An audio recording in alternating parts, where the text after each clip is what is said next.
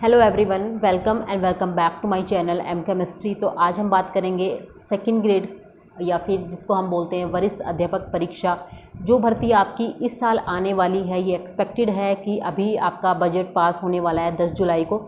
तो उसमें हो सकता है कि आपकी बैक टू बैक जो है भर्तियाँ आएँ। ये एक एक्सपेक्टेड है, सभी लोग इसको बहुत ज़्यादा दिनों से एक्सपेक्ट कर रहे हैं कि ये भर्तियाँ आपकी आएंगी। और जब ये भर्तियाँ आएंगी तो एक बम्पर भर्तियाँ आएंगी और ये माना जा रहा है कि 20,000 के आसपास की जो भर्तियाँ है वो सेकंड ग्रेड में आपके आ सकती हैं। पद तो इसमें बहुत सारे खाली हैं, लेकिन 20,000 की भर्तियाँ इसमें बताई जा रही हैं कि इतनी पद आपके आ सकते हैं। तो वो कोई कम नंबर नहीं होता, वो एक बड़ा नंबर होता है अपने आप में। तो जब भर्तियाँ आएंगी तो क्यों ना हम इसकी तैयारी भी करे जाए। तो अगर आप सेकंड ग्रेड की तैयारी करना चाहते हैं, सेकंड ग्रेड के एस्पिरेंट हैं, तो आज हम इसके बारे में बात करेंगे कि किस तरीके से इसका पैटर्न होने वाला है, क्या इसमें एलिजिबिलिटी है और कब तक इसकी भर्ती आएंगी। वो मोस्ट ऑफ मैंने आपको बता दिया है कि जुलाई या अगस्त के एंड तक ये भर्ती आपके आ जाएगी। और पद भी इसमें मैंने आपको बताए हैं क्या क्या होने वाले हैं। तो एक बार इसके पैटर्न को देख लेते हैं। तो इसको हम सेकंड ग्रेड बोले या वरिष्ठ अध्यापक भर्ती बोले, एक ही बात होती है। तो इसमें इसका पैटर्न एक बार हम देखें तो इसमें पैटर्न में 2 पेपर होते हैं। एक तो फर्स्ट पेपर होता है और एक आपका सेकंड पेपर होता है।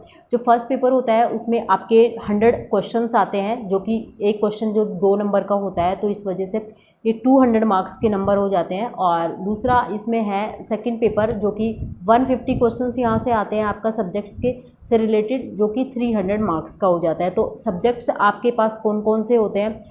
साइंस भी हो सकता है आपके पास, मैथ्स हो सकता है, हिंदी इंग्लिश और सोशल स्टडीज़ में भी जो कि आपके आता है पॉलिटी, ज्योग्राफी वगैरह सब्जेक्ट्स, तो वो सोशल स्टडीज़ से दे सकते हैं। हिंदी इंग्लिश जो कि लैंग्वेज के सब्जेक्ट्स होते हैं वो दे सकते हैं। मैथ्स वाले जिनका बीएससी में मैथ्स रहा है वो दे सकते हैं, या पीसीएम पीसीबी जो भी रहा है तो साइंस के स्टूडेंट हैं तो वो साइंस और मैथ्स दोनों में से किसी एक को प्रेफरेंस दे सकते हैं। तो इसी तरीके से अगर तो मैं आज बात करने वाली हूँ वो है फर्स्ट पेपर से रिलेटेड।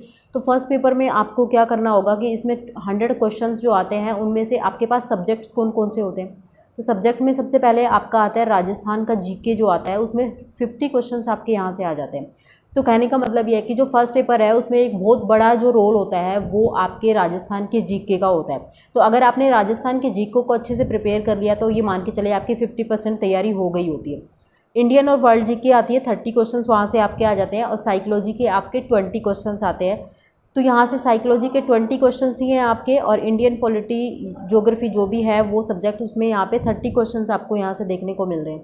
तो राजस्थान का जो जीके है वो राजस्थान की में ये वाले सब्जेक्ट्स आते हैं आपकी, पॉलिटी आती है, ज्योग्राफी आती है, हिस्ट्री एंड आर्ट कल्चर आपके यहाँ से आ जाता है, करंट आपके आ जाता है 10। अब इनके वेटेज को अगर मैं बात करूँ तो 10 क्वेश्चन से वो आपके पॉलिटी से आते हैं, ज्योग्राफी से भी आपके 10 क्वेश्चन आते हैं, आर्ट एंड कल्चर से भी 20 क्वेश्चन आपके आते हैं, और राजस्थान की करंट अफेयर्स से आपके 10 क्वेश्चंस आते हैं। करंट जो आता है वो सिर्फ आपके राजस्थान का पूछा जाएगा, इंडिया और वर्ल्ड का करंट आपसे नहीं पूछा जाता है।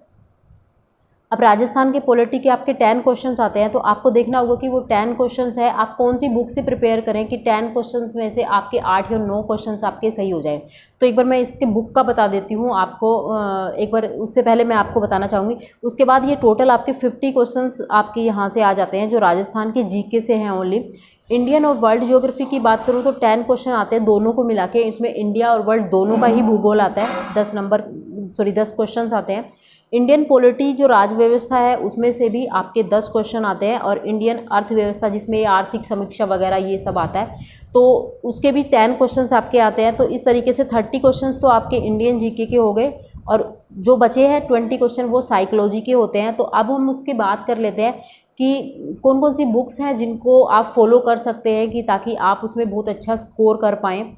और दूसरा मैं ये आपको बता दूं कि आप इसके लिए किसी कोचिंग की हेल्प भी ले सकते हैं, लेकिन ज़्यादा बेटर रहेगा कि आप सेल्फ स्टडी से करें, और प्लस में थोड़ी बहुत हेल्प आप किसी से भी ले सकते हैं जो इसमें थोड़े से आपको लगता हो कि एक मेंटर हैं आपके, या फिर आप किसी टीचर की हेल्प भी ले सकते हैं।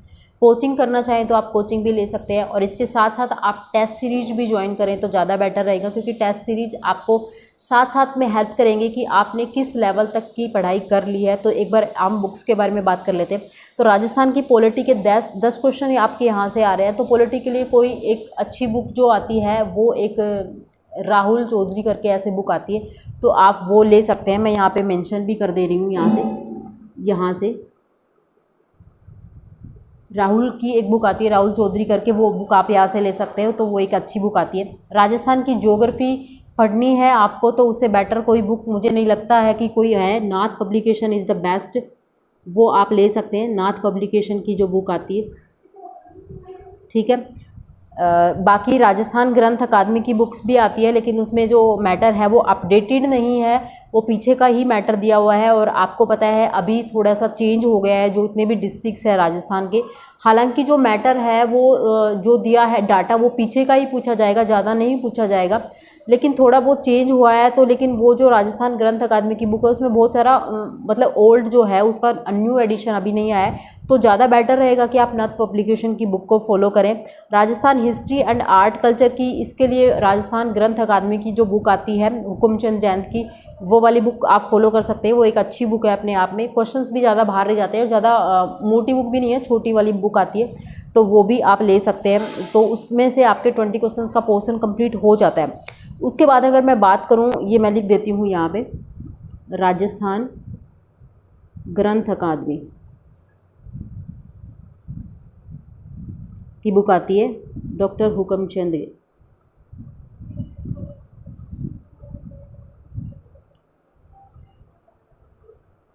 ये वाली बुक आप ले सकते हैं। और अगर आप चाहते हैं कि ये वाली बुक भी आपको थोड़ा सा कन्वीनियंट नहीं लग रही है तो इसमें भी आप ये नाथ पब्लिकेशन को फॉलो कर सकते हैं, क्योंकि नाथ पब्लिकेशन की आर्ट एंड कल्चर वाली बुक और हिस्ट्री की बुक, ये वाली भी अच्छी बुक आती है नाथ पब्लिकेशन की, तो आप यहाँ से भी राजस्थान का पोर्शन कवर कर सकते हैं। बात आती है राजस्थान करंट, राजस्थान का करंट हो चाहे आपका इंडियन करंट हो, कुछ भी हो, आरपीएससी की जितनी भी भर्तियाँ होती है, चाहे वो आपकी फर्स्ट ग्रेड हो, सेकेंड ग्रेड हो, कोई भी परीक्षा हो, लेकिन सबसे जो बेस्ट जो बुक है वो है मूमल की। तो मूमल से बाहर कुछ भी नहीं जाता है, आप मूमल की बुक को फॉलो कर सकते हो। ये बहुत ही एग्ज़ाम ओरिएंटेड बुक होती है, ऐसा नहीं होता। आप पढ़ने को तो क्रोनोलॉजी भी पढ़ सकते हो, काफ़ी लोग होते हैं दृष्टि आईएएस वाली बुक को भी फॉलो करते हैं, बहुत सारे ऐसे होते हैं। तो देखो मैटर तो बहुत सारा आपको मिल जाएगा मार्केट में, यूट्यूब पे भी बहुत सारे अवेलेबल होते हैं, लेकिन उसमें बहुत सारा मैटर दिया होता है, आपको पता ही नहीं चलेगा कि आपको कौन सा तो पढ़ना है और किसको छोड़ना है, पता ही नहीं चलता। और करंट तो आपको पता है एक अपने आप में एक वास्ट सब्जेक्ट हो जाता है, तो और लास्ट में आपको 1 साल का करंट पढ़ना पड़ता है या फिर 6 महीने का तो कंपलसरी होता है, लेकिन आप 1 साल का भी पढ़ सकते हैं। तो ये मैं मान के चलती हूँ तो वास्ट हो जाता है, लेकिन इसमें सबसे कहीं सोचने की ज़रूरत नहीं है, आपको डायरेक्ट जाना है और मूमल की बुक से पढ़ लेना है, उससे बाहर कभी कुछ भी कोई क्वेश्चन आज तक आया नहीं है। 10 में से 10 क्वेश्चन आपको वहीं से ही मिल जाने। तो इस तरीके से राजस्थान के जीके के 50 क्वेश्चन आप कवर कर सकते हैं। उसके बाद हम इंडिया और वर्ल्ड ज्योग्राफी की बात करें, तो इंडिया और वर्ल्ड ज्योग्राफी की बात करूँ तो अगर मैं कहूँ कि आपके पास किसी कोचिंग सेंटर के नोट्स हैं इसके लिए, क्योंकि देखो कोचिंग सेंटर के नोट्स जो होते हैं ना वो एक कंबाइंड नोट होते हैं, उसके अंदर उनके खुद के भी होते हैं, काफ़ी बुक्स का मैटर भी उसमें होता है, तो आप वहाँ से भी ले सकते हैं इसके नोट्स वगैरह अगर है तो आपके पास। दूसरा, आप ऐसा नहीं है कि इसके लिए अलग अलग से बुक्स खरीदोगे तब आप ये वाला पोर्शन अप्लाई करोगे, इसके लिए आप नाथ पब्लिकेशन की बुक को भी फॉलो कर सकते हो, वो भी एक अपने आप में अच्छी बुक आती है, 2nd ग्रेड के लिए आती है। इंडियन पॉलिटी और राज व्यवस्था की जो बुक आती है यहाँ से, ये वाली जो राज व्यवस्था की जो बुक है, इसके लिए एम लक्ष्मीकांत की जो बुक आती है, अगर आपने पहले पॉलिटी पढ़ी हुई है तो और एम लक्ष्मीकांत से पढ़ी हुई है तो आप उसको ही फॉलो कर सकते हैं। लेकिन इस बुक में एक थोड़ी सी प्रॉब्लम तो मैं नहीं बात करूँगी, दिक्कत ये होती है कि जो स्टार्टिंग में जो बच्चे पढ़ते हैं तो पॉलिटी को पढ़ने के लिए तो इसमें बहुत ज़्यादा डिटेल में दिया होता है, आपको एक लाइन मिलेगी, उस लाइन का भी डिस्क्रिप्शन आपको मिलेगा, वो लाइन पढ़ोगे तो फिर उसमें नेक्स्ट ऐसा कोई पॉइंट आपको मिलेगा, उसका भी डिस्क्रिप्शन मिलेगा, तो अपने आप में एक मोटी बुक बहुत हो जाती है। और उसमें तैयार करना आपके लिए, मतलब आप पढ़ तो सकते हो उसके लिए, उसको पढ़ भी लोगे, 5-6 महीने का टाइम आपके पास होता है, उसमें आप इजीली पढ़ सकते हो, लेकिन आपको पढ़ने के बाद भी कॉन्फिडेंस डेवलप नहीं होगा कि आप इसमें से पॉलिटी के क्वेश्चंस कर सकते हो, क्योंकि उसको रिवाइज करना इतना मुश्किल है। बाद में उसके बाद में मतलब बहुत सारी नॉलेज आपको उसमें से मिल जाती है। जो आरपीएससी को छोड़ मैं बात करूँ, आरएस की तैयारी अगर आप कर रहे हैं और मेनली यूपीएससी की तैयारी कर रहे हो तो ये बुक थोड़ी सी अच्छी मानी जाती है, स्टैंडर्ड बुक मानी जाती है और अच्छी भी है, बट ये जो 2nd ग्रेड का एग्ज़ाम है इसके लिए मुझे नहीं लगता कि थोड़ी रेलेवेंट है। हालांकि फिर भी आप कोई बुक पढ़ना चाहते हो तो जो टॉपिक्स आपके गिवन हैं सेकंड ग्रेड में, उसको ही आप यहाँ से तैयार कर सकते हो। अदरवाइज़ मैं बात करूँ तो नाथ पब्लिकेशन की बुक भी आती है, नाथ पब्लिकेशन की बुक को भी आप फॉलो कर सकते हो, वो भी अपने आप में एक अच्छी बुक है। ठीक है, इंडियन अर्थव्यवस्था, ये वाला जो टॉपिक है आपका, ये आर्थिक समीक्षा, जितनी भी रिपोर्ट्स आती है, तो अभी आप इस पोर्शन को तैयार ना करें। जब आपकी जो लेटेस्ट अपडेट आ जाता है आर्थिक समीक्षा का, तो वहीं से ही तभी आप इसको तैयार करें। अभी इस पोर्शन को आप रहने दें।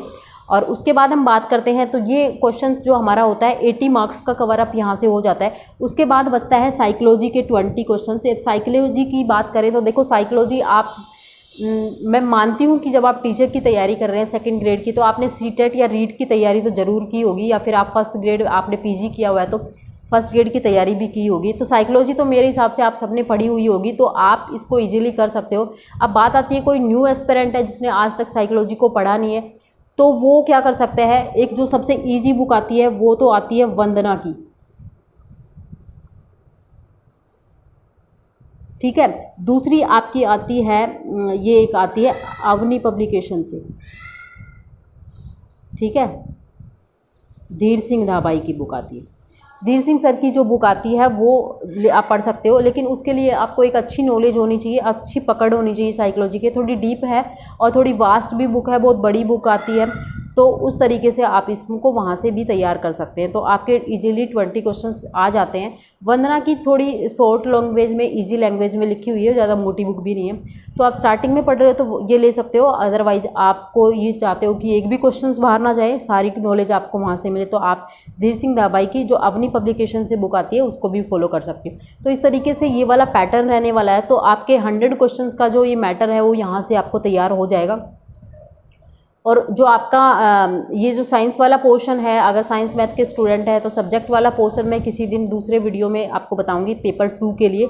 आज का जो वीडियो था वो लंबा हो जाएगा, तो सिर्फ फर्स्ट पेपर के लिए था। अब मैं बात कर लेती हूँ कि इसमें एलिजिबिलिटी क्या क्या होनी चाहिए। तो इसके लिए आपको सेकेंड ग्रेड के लिए तो आपके पास या तो बीएड सब्जेक्ट होना चाहिए, या फिर आपने जैसे बीएससी की है और बीए किया हुआ है, ठीक है, ये सब्जेक्ट्स आपके पास हैं, तो आप बीए, बीएससी या बीएड आपने किया हुआ है तो आप सेकंड ग्रेड के लिए एलिजिबल होते हैं। और इसके लिए आपको, और दूसरी काफ़ी क्वेश्चंस ये भी पूछा जाता है कि मैम हम फाइनल ईयर में हैं तो क्या पेपर दे सकते हैं। देखो, अगर आपने बीएससी या बीए कर लिया है और लास्ट ईयर में आप हो तो आप फॉर्म भर सकते हो, लेकिन एग्ज़ाम से पहले आपके पास क्या होना चाहिए, जो आपकी जो डिग्री है ये कंप्लीट हो जानी चाहिए। अब डिग्री कंप्लीट होने का मतलब ये होना चाहिए कि आपका रिजल्ट आ चुका है और उसमें आप क्या कर सकते हैं, आपके पास मार्कशीट है या फिर डिग्री जो है वो आपके पास हो। अगर आपने बीएड तो पहले किया ही नहीं होगा, सिंपल सी बात है, तो अगर आप बीएड फाइनल ईयर में हैं तो बीएड फाइनल ईयर की में भी सेम वही रहता है कि पेपर से पहले आपकी डिग्री कंप्लीट हो जानी चाहिए जिस दिन आपका एग्ज़ाम डेट की बात कर रही हूँ मैं, जिस दिन आपका एग्ज़ाम डेट होता है। तो इस तरीके से आप एलिजिबल हो जाते हैं। और ये जो इसका एज का जो क्राइटेरिया है वो 21 ईयर होता है। अगर आपने 21 ईयर कंप्लीट कर लिया है तो you can go with this exam. और जो इसमें हायर एज लिमिट होती है वो तो आपको पता है, एज रिलैक्सेशन सब में मिल जाता है, वोमेंस को भी मिलता है और जो अदर कास्ट वगैरह हैं उनको भी मिल जाता है। ठीक है, तो इस तरीके से ये जो सारा मैटर था, ये मैंने जो आज नॉलेज आपको बताई, इन्फॉर्मेशन जितनी भी दी है वो सेकंड ग्रेड से रिलेटेड है। तो ये वाली जो भर्तियाँ है रिसेंट अभी कभी भी आ सकती है, तो आप अपने एग्ज़ाम्स को अच्छे से दीजिए, अपनी पढ़ाई को अच्छे से कीजिए।